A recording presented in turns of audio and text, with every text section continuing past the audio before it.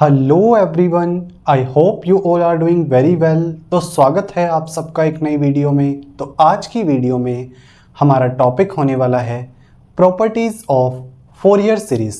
तो जैसा कि आपको टॉपिक के नाम से पता लग रहा है, आज हम दो और प्रॉपर्टीज़ डिस्कस करने वाले हैं फोरियर सीरीज़ के लिए। तो वीडियो स्टार्ट होने से पहले मैं आपको बता दूं, बोर्ड पे हम जो भी डिस्कस करेंगे उन सब की फ़ोटोज़ आपको डिस्क्रिप्शन बॉक्स में मिल जाएगी। साथ ही आपकी कंप्लीट रिवीजन के लिए हैंड रिटन नोट्स का लिंक भी आपको डिस्क्रिप्शन बॉक्स में अवेलेबल हो जाएगा, जिसमें हमने हर एक लाइन को बहुत अच्छे से एक्सप्लेन किया हुआ है। तो बिना टाइम वेस्ट किए हुए चलते हैं अपनी वीडियो में।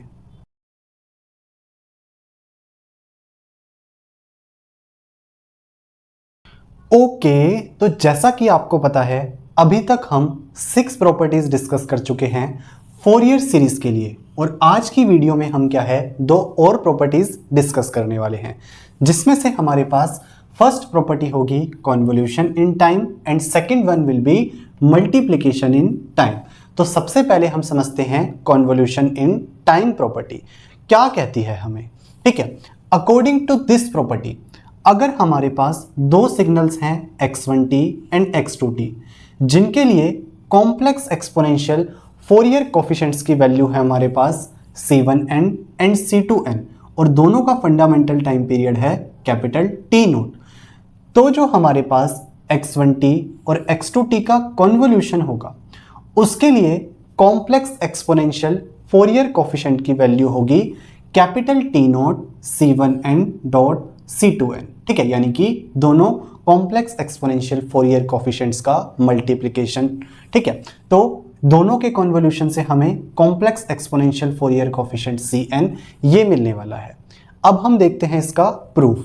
तो हमें पता है किसी भी सिग्नल xt के लिए कॉम्प्लेक्स एक्सपोनेंशियल फोरियर कोफिशिएंट निकालने का क्या बेसिक फॉर्मूला है, cn इक्वल्स टू 1 अपॉन में capital T naught integration over one time period capital T naught xt e raise to the power minus jn omega naught t dt। ठीक है, यहाँ पे हम xt के लिए निकाल रहे हैं, लेकिन हमें किसके लिए cn की वैल्यू चाहिए, x1t और x2t के कॉन्वोल्यूशन के लिए। तो xt की जगह हम क्या है इस वैल्यू को रख देंगे। ठीक है, तो यहाँ पे हमारे पास आ जाएगा x1t कॉन्वोल्यूशन x2t।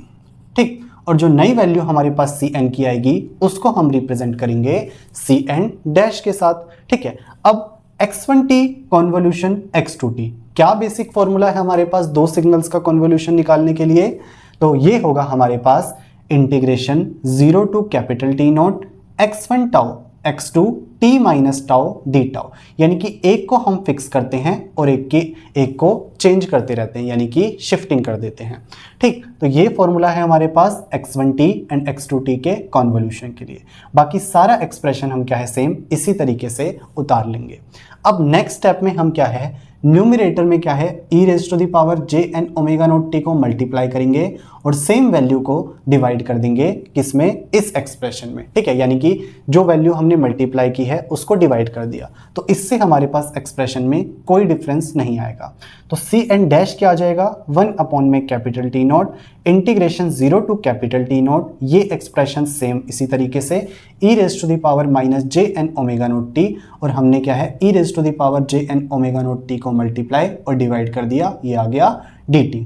ठीक है, अब हम क्या है कुछ रीअरेंजमेंट्स करेंगे जिसकी हमें क्या है आगे हेल्प मिलेगी। ठीक है, तो cn डैश सबसे पहले 1 अपॉन में कैपिटल T नोट को हमने यहाँ पे ले लिया।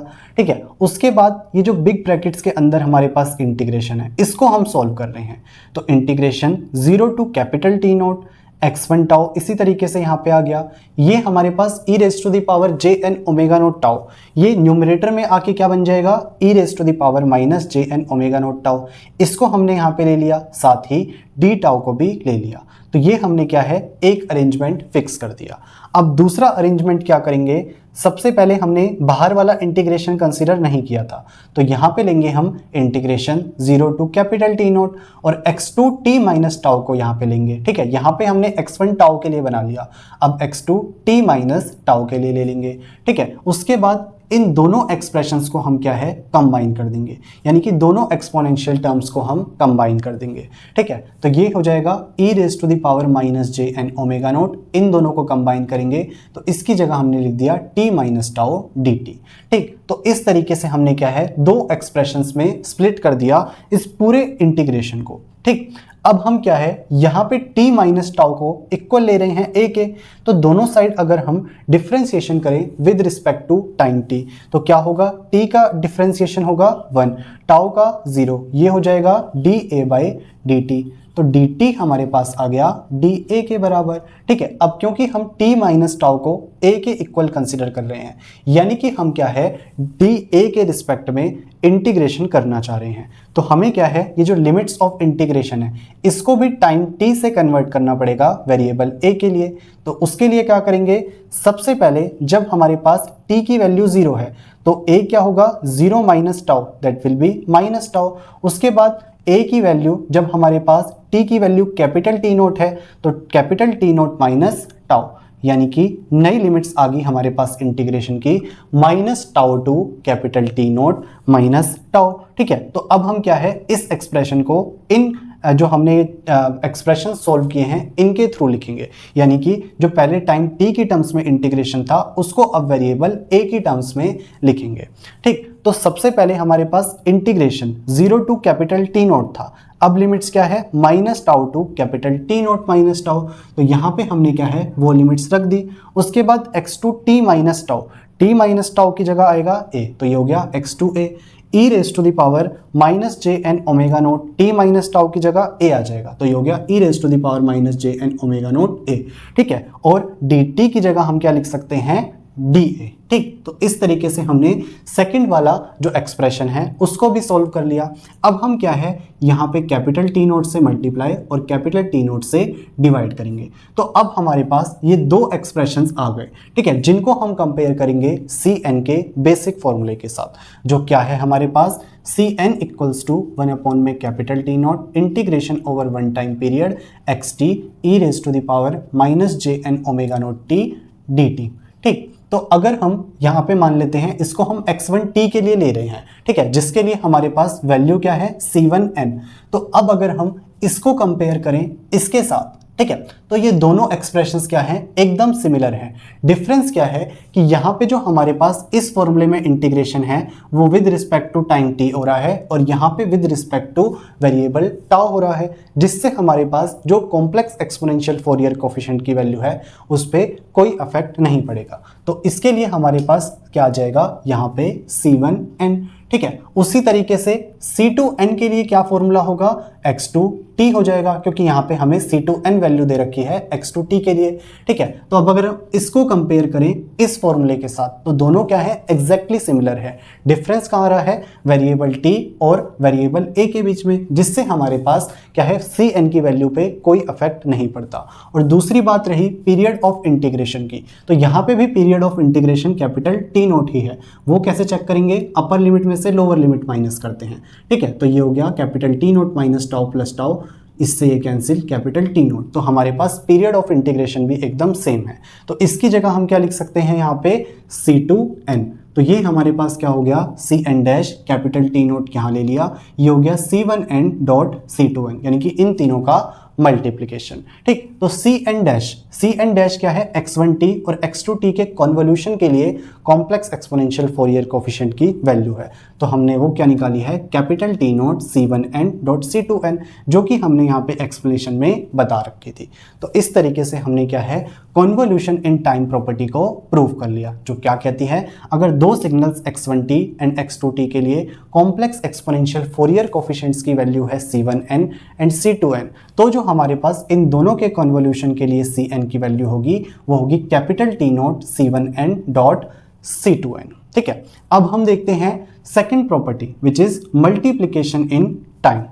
तो मल्टीप्लिकेशन इन टाइम प्रॉपर्टी हमें क्या कहती है, अकॉर्डिंग टू दिस प्रॉपर्टी अगर हमारे पास दो सिग्नल्स हैं x1t एंड x2t जिनके लिए कॉम्प्लेक्स एक्सपोनेंशियल फोरियर कोफिशिएंट्स हैं C1n एंड C2n, तो जो हमारे पास x1t और x2t का मल्टीप्लिकेशन है उसके लिए कॉम्प्लेक्स एक्सपोनेंशियल फोरियर कोफिशिएंट की वैल्यू होगी C1n और C2n का कॉन्वोल्यूशन। ठीक है, यहाँ पे कॉन्वोल्यूशन इन टाइम प्रॉपर्टी में हम यहाँ पे कॉन्वोल्यूट कर रहे थे और मल्टीप्लिकेशन हमें यहाँ मिल रहा था, जबकि मल्टीप्लिकेशन इन टाइम में हम मल्टीप्लिकेशन यहाँ कर रहे हैं और कॉन्वोल्यूशन हमें यहाँ मिल रहा है। ठीक है, तो इसको अब हम प्रूफ करते हैं।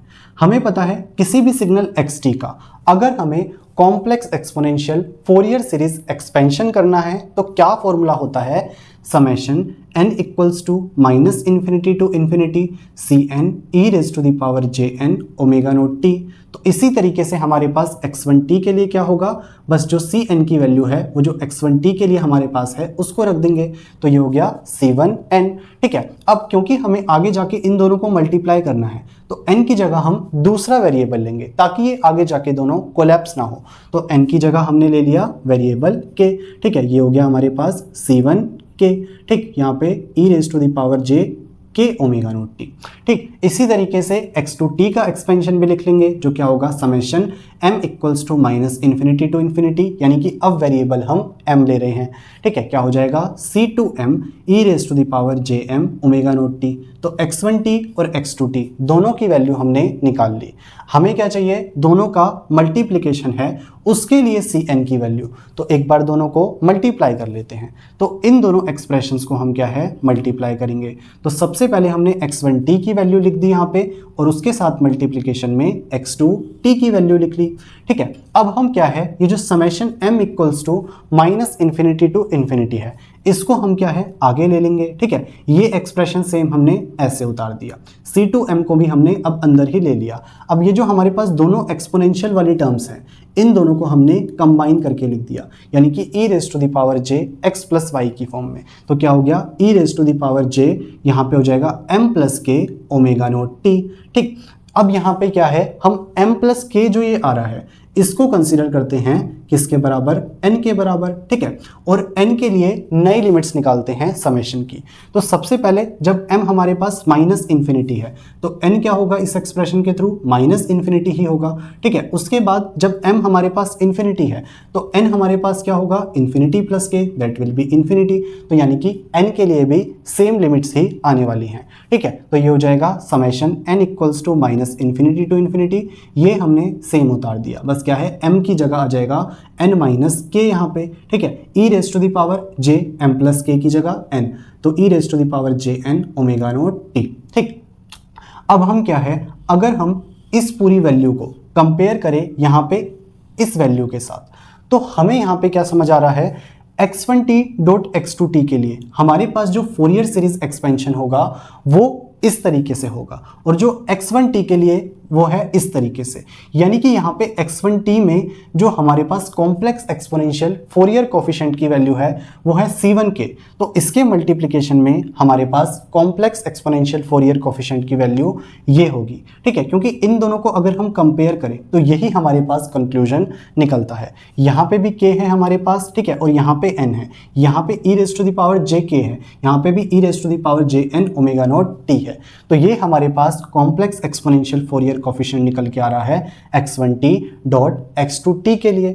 और ये हमारे पास क्या फॉर्मूला होता है, कन्वोल्यूशन का फॉर्मूला होता है फॉर टू डिस्क्रीट वैल्यूज, जिसको हम क्या है पहले भी जब हमने कन्वोल्यूशन का कंसेप्ट डिस्कस किया था तब पढ़ लिया था। ठीक है, तो ये हमारे पास क्या हुआ, C1k dot C2n minus k, किसका कन्वोल्यूशन, C1n कन्वोल्यूशन C2n का। ठीक है, तो इस तरीके से हमने x1t डॉट x2t के लिए कॉम्प्लेक्स एक्सपोनेंशियल फोरियर कोफिशिएंट निकाल लिया जो आया C1n कन्वोल्यूशन C2n, जिसकी हम यहाँ पे बात कर रहे थे। तो हमने क्या है मल्टीप्लिकेशन इन टाइम प्रॉपर्टी को भी डिस्कस कर लिया। ठीक है, तो हमने कन्वोल्यूशन इन टाइम प्रॉपर्टी देख ली, मल्टीप्लिकेशन इन टाइम प्रॉपर्टी देख ली। कन्वोल्यूशन इन टाइम प्रॉपर्टी क्या कहती है, अगर दो सिग्नल्स x1t एंड x2t के लिए कॉम्प्लेक्स एक्सपोनेंशियल फोरियर कोफिशिएंट्स की वैल्यू है C1n एंड C2n, तो इन दोनों के कन्वोल्यूशन के लिए वैल्यू होगी Cn की capital T not C1 dot C1n dot C2n, और इन दोनों के मल्टीप्लिकेशन के लिए वैल्यू होगी Cn की C1n और C2n का कन्वोल्यूशन। सो आई होप आपको आज का लेक्चर समझ आया होगा। बाकी आप नीचे दिए नोट्स पढ़ेंगे आपको और अच्छी अंडरस्टैंडिंग मिलेगी। तो आज की वीडियो में इतना ही, मिलते हैं आपसे नेक्स्ट वीडियो में। Till then peace out, thank you.